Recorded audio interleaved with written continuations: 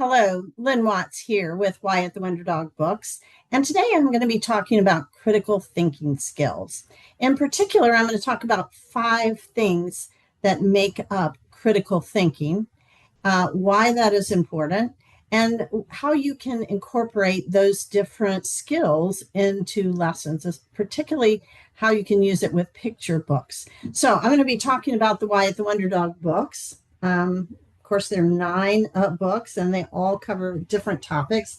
And I'll also be talking about the Stories to Learn By, which is a series of lesson plans that go along with all 9 of the books. All right. So these are great resources for you as you teach lots of different kinds of skills, social skills, and so on. But today we're going to talk particularly about critical thinking. And why is that so important to make sure that students develop critical thinking? Well, I think you would probably agree with me that more and more we are not, number one, teaching critical thinking, and number two, even we as adults are not using our own critical thinking skills. Why is that? That's because technology is taking over so much of critical thinking for us. All right. So we don't have to research things, we just Google it. When we have a problem, we ask ChatGPT, what should I do about this? And it has all kinds of answers. And a lot of times it's very good answers. So that's wonderful. I don't have a problem with technology. But what I do have a problem with is, as people, as humans, as children, as adults, we still need to develop the ability to problem solve, because sometimes technology doesn't have the answer, number one. And number two, technology is not always as creative as we can be. We can think outside of what has already been done many times, and that's how progress is made. So critical thinking skills are very important. So let's talk about those 5 different skills. The first one is analysis. And anytime you have a counseling session with a student, you use analysis. Analysis simply means what happened. I'm sure you must ask that question many times. What happened? What are the details? What happened next? What details are important, and which ones do we not maybe need to pay so much attention to? And is there some information that's missing here? Are there things we're not thinking about? So analysis of any kind of problem is important. Let's talk about how that might work with a book. Let's say you read a storybook like Wyatt the Wonder Dog Learns About Being Organized. So what happens in the story? Well, what happens is Wyatt is disorganized. He's late for the bus. He doesn't have his homework. He misses out on things that he actually wants to be a part of, forgets, lunch money, bringing notes from home, all kinds of things. So this is the problem. This is what happened. What details are important? And as you gather that information, then you're working toward problem solving. All right. So the second thinking skill is evaluation. And evaluation is more of a judgment kind of thing. The analysis is objective. Let's get the details. Let's get the facts. Evaluation is more looking at those facts and taking it to the next level. So you're asking things like, is this true? And if it's true, how do we know it's true? Is this information from a reliable source? So this is the kind of thing where maybe you talk about rumors, or you talk about somebody thinks this is how it was, but maybe it's not really. You talk about where is the evidence for the claim. So you might, again, there's a lot of different books you could use about rumors. But in terms of the Wyatt books, you could use the Wyatt book about good manners. In this book, Wyatt feels like his friend, Max, is very bossy.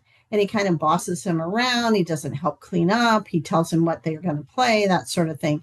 So that would be the sort of thing where maybe you want to know, is that true? What does that feel like? How can you tell he's being bossy? What have you done about this?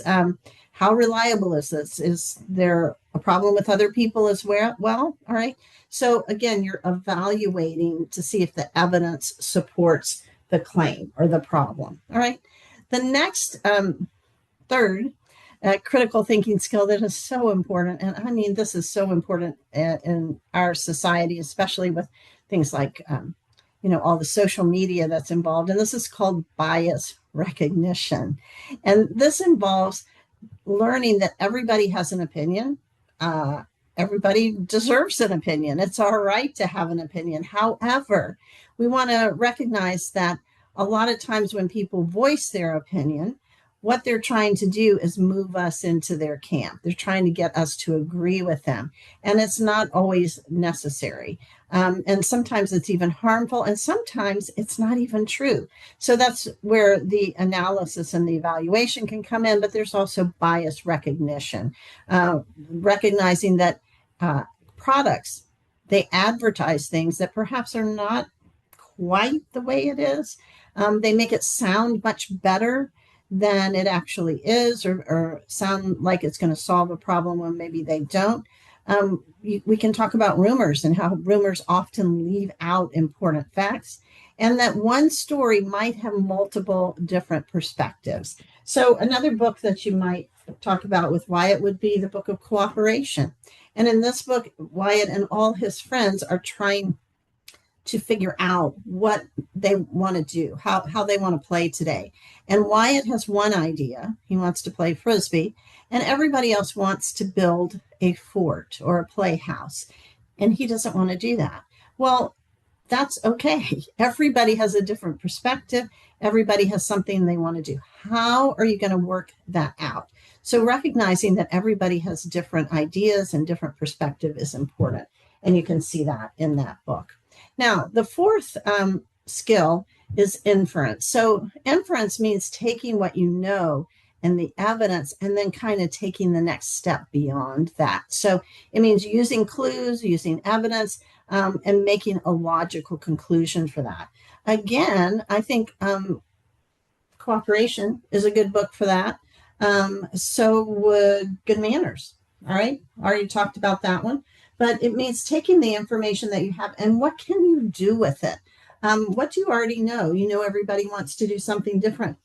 You can observe how they're doing that. What's the evidence? Well, some of them are bringing things to make that playhouse. Wyatt has a Frisbee. He's watching them. He's feeling left out. And now we can begin to make some conclusions about this group wants to do this. Wyatt wants to do something else. What are we going to do with all that information? What can we infer from that? So we can decide that perhaps Wyatt could help them for a while, and then they could play Frisbee for a while. I think we could think of all different kinds of solutions to the problem, but that's part of our next and fifth part of critical thinking, and that is problem solving. It means taking all that information, checking it out to make sure it's true, making sure it comes from a good source, making sure that everybody has got all the details together, and then using that information to define the problem, think about possible solutions. I've already suggested some here. Think about what are the consequences of those solutions. You know, what if we do this? Then how's everybody going to feel afterwards? What's going to be the outcome? And then picking the best option. And then this is part of counseling as well, always going back and reflecting on how that worked out. So you know how to solve a problem or a similar problem to that the next time around. Or if it doesn't work, you can tweak it and come up with something else. All right. So using story, I think, using everyday examples, role-playing scenario is a great way to help kids develop critical thinking skills. And those are the 5 skills that make up critical thinking. As always, thanks so much for listening, and thanks for all the wonderful things you do to improve the lives of children.